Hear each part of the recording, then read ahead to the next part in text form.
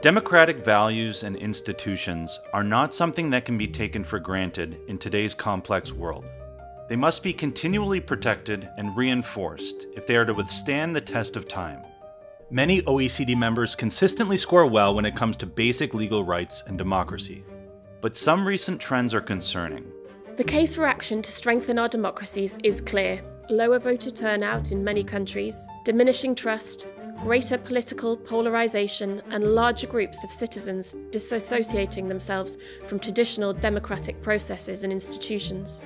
Even in the most well-established democracies, these trends are testing institutions, and they're hindering government's ability to deliver progress for citizens. To restore public trust in governments and reinvigorate democracies, it is essential that civic spaces are cultivated and allowed to flourish.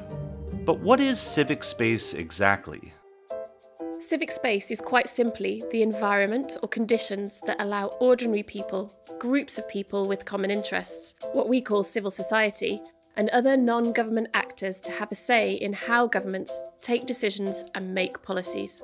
But in many countries, civic spaces are increasingly strained. The Organization for Economic Cooperation and Development surveyed 52 governments to understand what works to protect and promote civic space. The findings provide a comprehensive picture of the laws, institutional policies, and practices that countries have put in place to protect it. The good news is that legal and institutional foundations for the protection of civic space are relatively strong in OECD countries. Nonetheless, there have been backward steps in certain areas, and at the global level, there is a general decline in protection.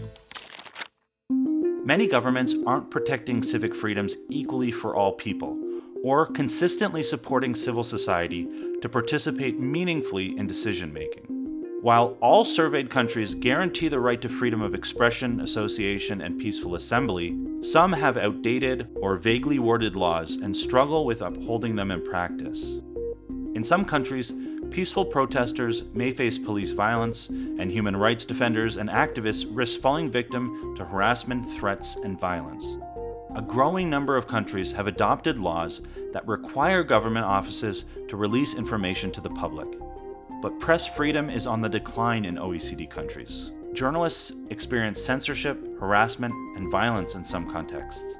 Civic freedoms also need to be protected online. Hate speech is a growing challenge, which especially targets women and minorities. It can lead to self-censorship, exclusion, and people withdrawing from public debate. Protecting civic space is also about ensuring that civil society organizations are able to operate freely and have a seat at the table. But in many countries, red tape limits their ability to operate and seek funding. Some countries restrict certain types of political engagement by civil society, which hinders their ability to act as watchdogs. CSOs may also face hostility, smear campaigns, and litigation designed to silence them. To help countries address all these challenges, the OECD has developed 10 recommendations and a host of more detailed measures for governments to consider taking.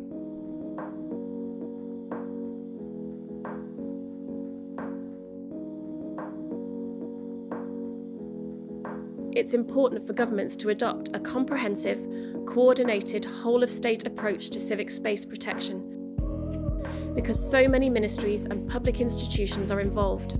A policy that takes into account a wide group of interests is more likely to respond to the real needs of citizens than if it is developed in isolation. In addition to the global report and bringing governments and civil society together for dialogue and exchanges, the OECD is supporting countries with tailored recommendations and technical support on protecting civic space as part of reinforcing their democracies.